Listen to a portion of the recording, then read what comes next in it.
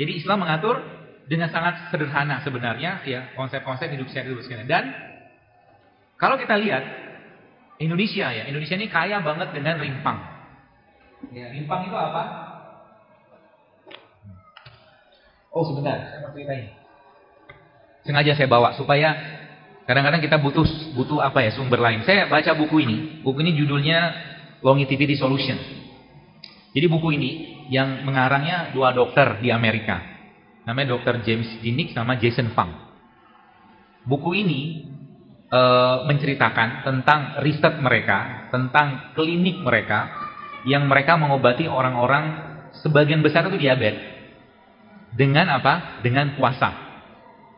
Dan puasa yang mereka pakai itu puasa-puasanya Islam. Daud dia sebutnya alternate day fasting.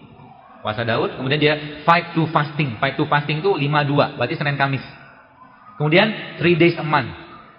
Dan yang menariknya, banyak orang-orang yang ini ada testimoni ya, di sini juga ada. Ini versi Indonesianya. Complete Guide of Fasting. Panduan hidup sehat berpuasa. Jadi ada orang yang 20 tahun pakai insulin bisa bebas insulin dengan berpuasa. Masya Allah. Itu saya katakan umat Islam ini harusnya kita menjadi umat yang paling sehat sebenarnya. Kalau ngikutin sunnahnya Nabi gitu loh. Lagi waktunya puasa, nggak usah makan banyak. Atau nggak usah makan sekalian. Waktunya makan, ya makan. Ya, seperti itu. Dan tadi kembali ke itu bos sekalian. Indonesia kaya dengan rimpang. Indonesia kaya dengan rimpang. Rimpang tuh kayak begini nih, rimpang. Ya. Salah satunya kunyit. India merupakan salah satu negeri atau negara yang paling tinggi angka penduduknya kan. Kenapa? Karena rahim wanitanya subur-subur. Iyalah apalagi. Kenapa bisa subur? Karena wanitanya, laki-lakinya banyak makan masalah. Masalahnya nggak pakai H. Masalah itu bumbu. Dan bumbu itu ya banyak ya. Saya mungkin kasih tunjuk aja. Jadi kayak begini ada jinten ya, ada thyme gitu kan, jadi basil ya. Bumbu ini bahan bakunya kita. Ya. Maka salah satu tips yang saya memang sangat sarankan, 2 hal ini dalam kehidupan Anda tiap hari. 2 hal dalam kehidupan Anda tiap, ingat baik-baik, jangan pernah lepas. Rimpang sama rempah. Rimpang itu ini, kunyit. Kunyit, jahe, kencur, temulawak itu bahan bakunya kita. Rempah ya kayak begini nih. Ini rempah. Dan ini gampang sekali kan dibikin masakan. Kalau Anda bikin masakan, maka kuahnya diminum. Maka itu jadi obat. Itu jadi obat. Kuahnya diminum. Dan ibu-ibu mulai sekarang, saran saya, kalau Anda pengen menyehatkan keluarga, khususnya suami di rumah, maka jangan kasih santan ke suami mulai sekarang. Kalau Anda pengen kasih santan ke suami, maka kasihlah santannya dengan cara kayak begini. Iya. 5 menit lagi. Iya. Air kelapa tua itu, airnya jangan dibuang, diminum ya mulai sekarang ya. Itu bagus sekali untuk kesehatan. Air kelapa tua. Jadi bapak-bapak, ibu-ibu yang edisi lama itu maksudnya yang lahirnya tahun 50 gitu. Pentium 1, Pentium 2, Pentium 3 lah. Ya. Minumlah air kelapa tua. Air kelapa tua. Kelapa mudanya buat yang masih muda. Karena kelapa muda bagus untuk detox. Kelapa tua bagus untuk mikronutriennya, bagus untuk orang-orang dengan degeneratif. Gitu. Lalu santannya diapain? Di blender. Santannya di blender pakai kurma, kasih kunyit, kasih garam sedikit. Maka itu akan jadi minuman buat menguatkan jantung. Jadi santan itu jangan dipanaskan. Kenapa opor tidak sehat? Karena santannya. Gitu ya. Jadi santannya jangan itu. Termasuk juga, nanti cobain, nanti sore ya. Bagi Anda yang mungkin puasa atau mungkin yang hari ini pengen nyobain, nanti beli kurma. Lalu kurmanya di blender sama air kelapa. Kelapa muda. Lalu disaring sebentar. Atau kalau nggak disaring, Anda tunggu aja.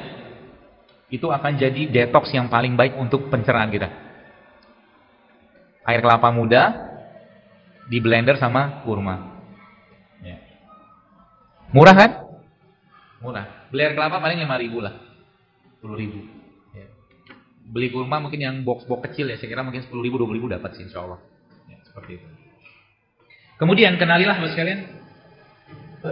Jadi saya pernah share waktu itu ada 2 jenis ramuan atau 1 jenis ramuan yang saya sendiri takjubnya karena memang dahsyat banget kerjanya. Isinya sebenarnya simpel banget. Isinya kunyit, yang kedua serai, yang ketiga ini jeruk nipis. Kelihatan kan ini jeruk? Ya. Jadi kunyitnya kupas, potong-potong kecil, slice tipis gitu, and then dimasukkan ke air panas, kasih serai. Ya. Kasih serai, kemudian setelah agak sedikit dingin, dimasukin jeruk nipis. Kasih madu. Banyak yang hamil.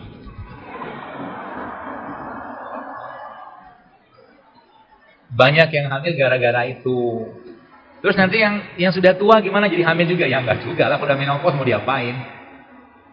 Ya. Karena 3 jenis bahan tadi itu mengandung antioksidan yang luar biasa. Bapak-bapak kalau minum itu coba aja lihat. Kemampuan vitalitas Anda akan insya Allah meningkat. Luar biasa. Sampai nanti istrinya akan mengatakan seperti ini. Jadi deh. Lanjut. Oh lanjut. Istrinya akan bilang, Papa harus berbagi kebahagiaan ini kepada wanita lain.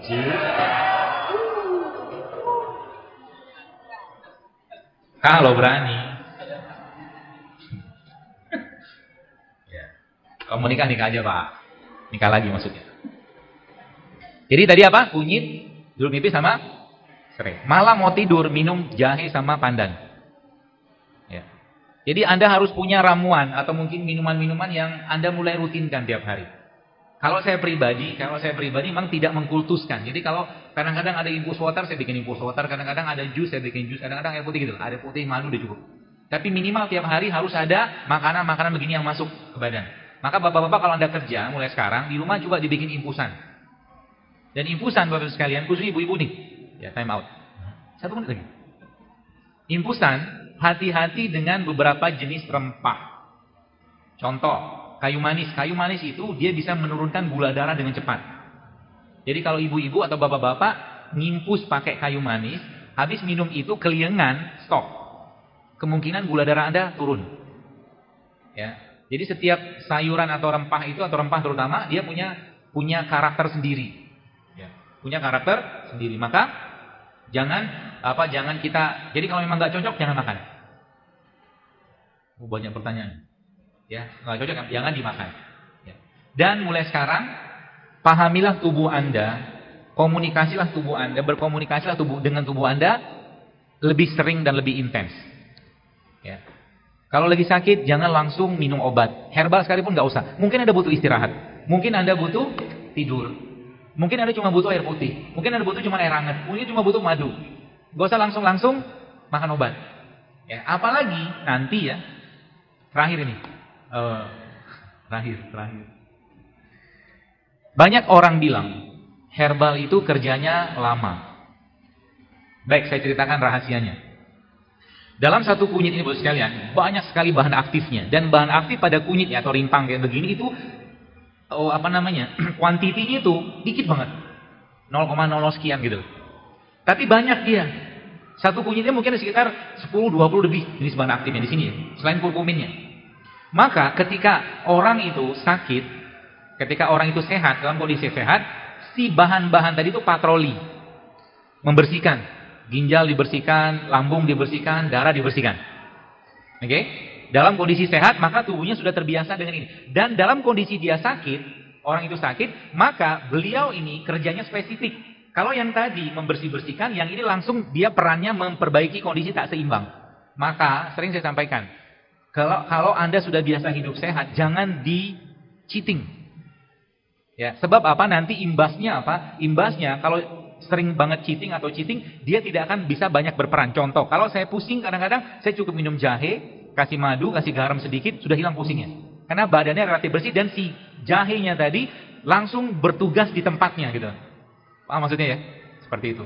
Jadi kalau sudah biasa hidup sehat, jangan dibiasakan untuk tidak sehat. Ya. Kita perlu menciptakan kebiasaan-kebiasaan sehat setiap hari, seperti itu. Ya baik. Saya kira mungkin cukup, sudah banyak pertanyaan. Bagaimana cara promil untuk pasangan yang sudah 2 tahun belum dikasih momongan? Ada tulisan saya di feed, hashtagnya promil JSR 1, 2, 3, 4. Silakan dibaca. Bolehkah sedang promil konsumsi tempe? Tak apa-apa, asal tempenya sehat. Karena tempe kan probiotik. Saya juga pernah bertanya juga ke teman saya, seorang dokter kandungan. Dia bilang sini kan, karena saran dari dokter kandungan tidak boleh konsumsi produk kedelai dan turunannya. Kedelai bukan tempe. Kalau kedelai ya, tempe kan fermentasi. Beda ya. Maka kemarin Bapak Ibu ada sempat baca tulisan saya tentang obat buat kolitis. Ya, itu kan ada kefir. Banyaknya. Banyak yang sakit. Kefir itu kan dari susu. Ya. Sedangkan memang di beberapa kajian saya bilang susu, ya, terutama dairy product itu sebaiknya jangan terlalu sering dikonsumsi. Ya, kecuali memang organik ya, organik, susunya organik atau susu sapinya organik, nggak masalah. Al-Quran dan hadis memang jelaskan tentang itu. Ya, tapi kita butuh itunya, apa tuh namanya, susu yang sehat. Silakan makan tempe nggak apa-apa, karena tempe kan fermentasi. Kalau kedelai mungkin perlu dikurangi. Apakah obat untuk sakit polip di rahim? Yang tadi bisa itu, yang kunyit, serai sama jeruk nipis. Ya, sama gini Bu, Pak.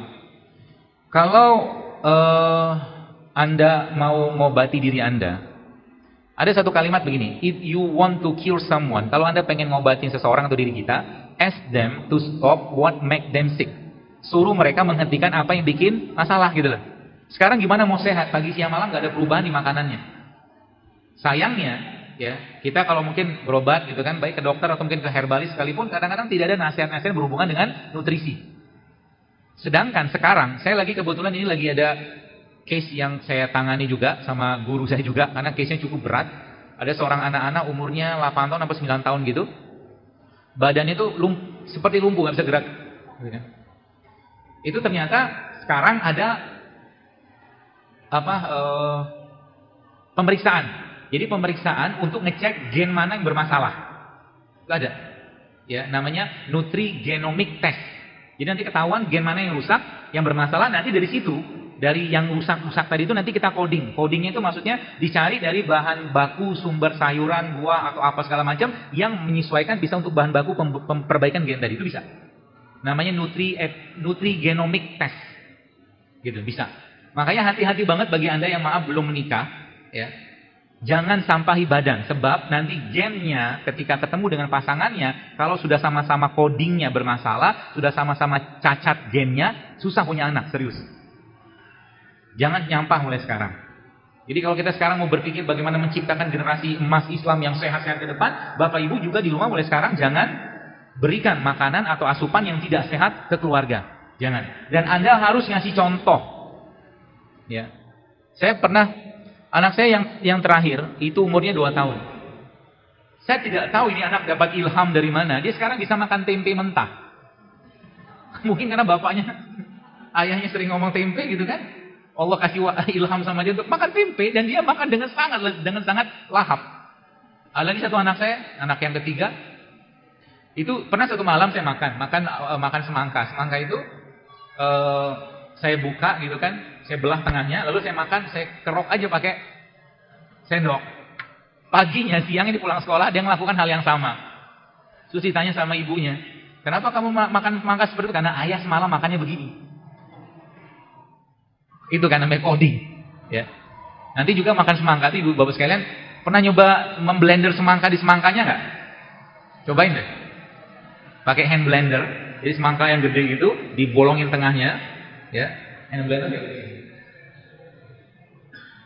Biar ada variasi. Nanti dimasukin ke semangkanya, terus nanti ini kan ada pisaunya nih. Jadi langsung sedotannya masuk ke semangka.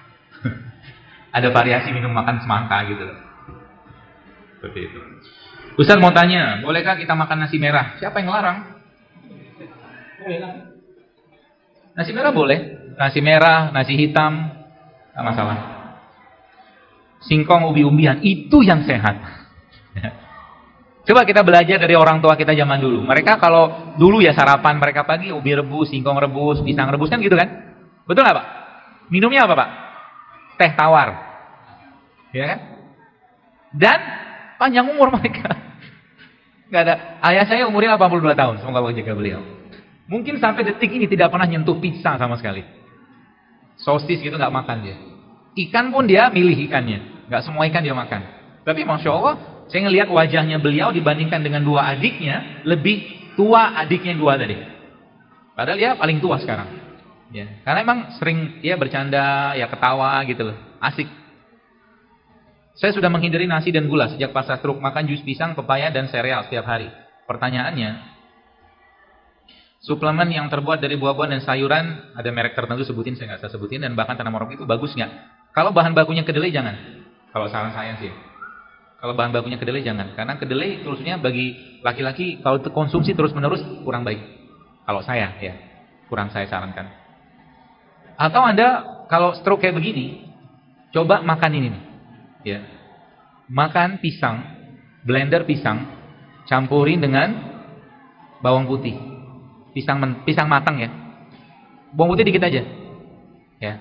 Kasih madu sedikit, itu akan jadi prebiotik yang sangat sehat. Sangat sehat. Ya. Pisang campur bawang putih di blender. Ya agak sedikit bau bawang putih nggak apa-apa lah. Nanti Anda habis itu minum air serai, air jahe hilang baunya. Nggak masalah. Itu bisa juga buat sarapan pagi. Nanti cobain. Enak dan berkualitas, ya, sehat. Menurut dokter bedah tulang, saya dinyatakan osteoporosis dan diharuskan mengkonsumsi obat-obat tertentu. Apa yang harus saya kerjakan? Tadi bertanyalah kepada Allah dulu. Bertanyalah kepada Allah dulu. Ya. Maksudnya gimana?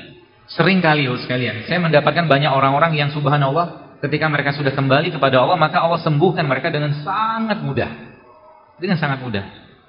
Contoh case kayak begini. Kalau kita bicara tentang tulang, ya tulang itu kita bisa perbaiki dengan apa? Lihat aja bahan baku tulang itu apa? Dia butuh kalsium, dia butuh kalium, dia butuh magnesium, dia butuh asam amino. Gampang bikinnya sebenarnya. Contoh misalkan seperti apa? Anda bisa ngambil kolang-kaling, kasih rumput laut, kasih jahe, nanti minum madu, minum VCO, itu juga menguatkan tulang. Atau itu tadi apa tuh namanya? Biji durian. Juga mengandung kolagen, kan bisa.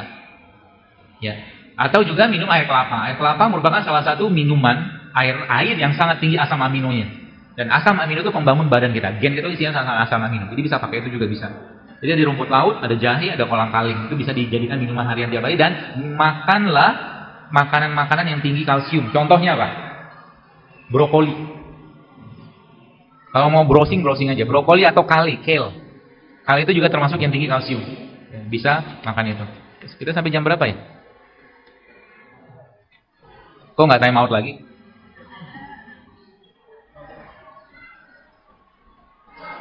Bagaimana untuk penderita asam urat pengganti sayuran hijau dan kacang-kacang? Sebab penderita asam urat tidak boleh makan sayur hijau. Setahu saya malah konsensus yang terakhir, ya orang asam urat itu udah masalah makan. Jadi kalau saya pribadi berpikirnya, banyak masalah kita gara-gara makan kayak beginian ini, ya sayuran atau segala macam hijau-hijau itu gara-gara masalahnya pestisida sebenarnya.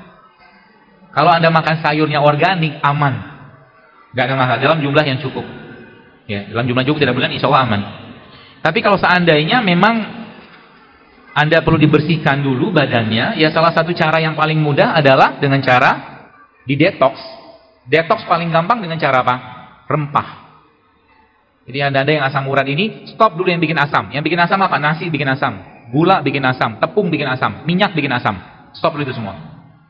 Ya, Anda mulai membiasakan makan-makan yang rebusan, ya, makan-makan yang di steam, dikukus, ya, seperti itu. Apa pengganti gula pasir untuk bikin teh? Nggak usah pakai gula pasir kan bikin teh nggak apa-apa kan? Teh tawar? Iya kan? Kenapa harus ada kata-kata apa pengganti gitu kan? Kita butuhnya karbohidratnya. Maka Anda minum teh tawar, tapi tehnya bukan teh saset kalau saya. Saya di rumah punya teh. Tehnya teh yang masih bunga-bunga itu, saya minum. Ada teh oolong, ada teh black tea, ada green tea. Itu saya minum. Malam mau tidur, enak banget tidurnya jadinya. Ya. Tehnya tawar nggak masalah. Kalau tetap pengen dapat manis kasih madu. Tapi kalau enggak juga teh tawar, Anda makan kurma, manis juga kan? Iya nggak? Dapat karbohidratnya. Termasuk bapak-bapak, kopi itu bagus menekan rasa lapar. Kopi bagus menekan rasa lapar, tapi jangan pakai gula. Jadi pagi-pagi kalau minum kopi, silakan minum kopi, makan kurma sedikit, 7 butir, selesai. Cukup sampai siang nanti itu. Ya, seperti itu. Boleh diganti dengan gula merah, kalau gula merah yang di pasaran enggak. Karena gula merah di pasaran juga dicampur sama gula pasir. Ya, saran saya kalau memang tetap tetap pengen ya tadi madu. Jam berapa batas makan malam? Kalau saya berpedomannya sebelum matahari tenggelam. Sebelum matahari tenggelam, makanlah. Tapi setelah matahari tenggelam, kalau bisa jangan makan-makan yang berat. Ya, terutama yang kalori-kalori tinggi. Sebab apa? Hormon kita di malam hari sudah berubah. Hormon malam kerjanya untuk rehat, untuk istirahat, bukan untuk ngolah-ngolah sesuatu gitu kan. Kalau siang, matahari terbit sampai sore nanti, itu hormon yang bekerja, hormon simpatik. Sistem hormon ya. Jadi makanlah sebelum matahari tenggelam. Ya. Kalau lapar gimana? Buah-buahan cukup. Ya. Dan yakinlah Bu sekalian, semakin kita membiasakan kita tidak banyak makan, nanti lama-lama makan sedikit cukup. Cukup insya Allah. Cuman karena kita kebiasaan aja sebenarnya. Ya, kalau sudah kita biasakan makan yang sehat dan sedikit, insya Allah cukup. Oh, time out lah, jangan yang 5 menit. Apakah kedelai dari Amerika itu berbahaya? Iya. Karena sebagian besar di Amerika kedelainya setahu saya sudah GMO, rekayasa genetik. Ya. Termasuk bagi Anda yang makan buah-buahan yang tidak ada bijinya, yang sudah di cross breeding, saran saya jangan makan. Saran saya. Misalkan anggur nggak ada biji, yang saya belum ketemu tuh kedondong tanpa biji, belum ada. Jadi seedless grape ya, anggur yang tanpa biji jangan makan. Kalau saran saya. Ya. Sekarang juga ada lagi anggur yang bentuknya kayak lonjong. Saya nggak mau makan itu. Kok anggur bentuknya begini kan anggurnya kan? Bentuknya kayak kurma panjang gitu. Nggak ada bijinya itu. Biasanya itu cross breeding. Ya. Kalau buah-buahan yang ada bibitnya atau ada bijinya, maka carilah ya buah-buahan yang ada bijinya. Sebaiknya. Sebab apa? Sekarang gini, kalau Anda mau tanam semangka, yang diambil apa? Bijinya loh. Sekarang kalau semangka yang nggak ada bijinya, nanamnya gimana? Ayo. Nanamnya mereka punya bibit sendiri, yang hanya mereka yang pegang. Kalau hashtagnya food control. Ya. Jadi hati-hati dengan makanan-makanan yang tidak sehat. Karena ngelok di sini dia, maka ketika dia terkunci di sini, maka mata kita juga akan suka dengan tontonan tidak sehat. Ya. Terutama makanan-makanan fast food yang tinggi dengan bahan-bahan kimianya. Ya. Jangan. Berapa lama kita boleh cheating? Suka-suka ibu lah. Ya. Nggak ada batasannya sih. Kalau saya sih milih untuk tidak sih ya. Tapi indikatornya apa? Kalau Bapak Ibu sudah punya time out? Oh belum. Anda ciptakan dulu kebiasaan sehat 80% dalam kehidupan Anda. 20% silakan cheating. Itu dulu deh. Atau 90% kebiasaan Anda makan sehat, atau Anda lebih sering berpuasa. Oke, silakan cheating. Kalau itu tidak Anda kerjakan, jangan cheating. Ya. Sebagaimana kemarin ada yang tanya, dokter bagaimana? Saya kemarin pas ke Makassar, saya ajarin teman-teman di sana untuk makan coto Makassar. Cara makan coto Makassar, begini caranya. Waktu kita makan coto, biasa kita kan dikasih jeruk nipis kan? Satu mangkok gitu kan? Nah, minta sama yang jual coto itu air putih bening gitu kan 3 gelas. Nanti jeruknya diperes. Minum segelas, 2 gelas, 3 gelas. Kan kenyang tuh. Pulang. Oh, jadi dong gitu kan. Silakan cheating kalau seandainya Anda tiap hari makan sayur dan buah. Silakan cheating kalau tiap hari Anda minum air putihnya 2-3 liter sehari. Silakan cheating kalau seandainya Anda banyak atau tiap hari bisa mengkonsumsi probiotik atau prebiotik. Silakan cheating kalau Anda lebih banyak berpuasa. Silakan cheating. Kalau tidak, sebaiknya jangan. Create dulu, ciptakan dulu kebiasaan sehatnya. Time out. Alhamdulillah. Baik, sekalian, semoga apa yang saya sampaikan ini bermanfaat, dan kajian-kajian yang saya sampaikan ini tidak lain tidak bukan dalam rangka kita hidup sehat agar ibadahnya lebih baik. Ya. Jangan sehat tapi kita tidak makin taat. sehatnya kita harus membuat kita makin taat. Kalau sudah sehat, maka tahajud harus rutin. Sholat sunnahnya harus jangan sampai ketinggalan. Baca Quran jangan ketinggalan, sedekah lebih banyak. Itu sehat yang benar. Kalau nggak kebegitu, mungkin sakit lebih baik. Karena dengan sakit Allah gugurkan dosanya. Maka kalau sudah sehat, sudah ngerti ilmunya, harus lebih taat. Ya, harus lebih taat. Dan jangan jadikan ini sebagai lifestyle. Tapi jadikan ini sebagai ketaatan kita, sehingga nanti ketaatan dan rasa syukur, sehingga nanti bos sekalian ketika Anda minum madu, Anda minum kunyit, Anda minum serai, segala macam itu, dan bagian dari niat Anda untuk ibadah lebih baik kepada Allah, maka Anda pahala dapat itu. Ya. Kalau cuma lifestyle doang nggak ada gunanya. Simple sekali, sedikit sekali pahalanya. Tapi jadikan sebagai ketaatan. Ya, sehingga nanti kita melakukannya itu karena ngerti yang kita kerjakan dalam rangka sehat, maka kita akan senang mengerjakannya. Saya kira mungkin demikian. Mohon maaf kalau ada yang salah. Segala kebaikan dan kebenaran dari Allah Subhanahu wa taala, segala kekurangan dan kelemahan dari saya pribadi. Subhanakallahumma bihamdik asyhadu an la ilaha illa anta astaghfiruka wa atubu ilaik. Assalamualaikum warahmatullahi wabarakatuh.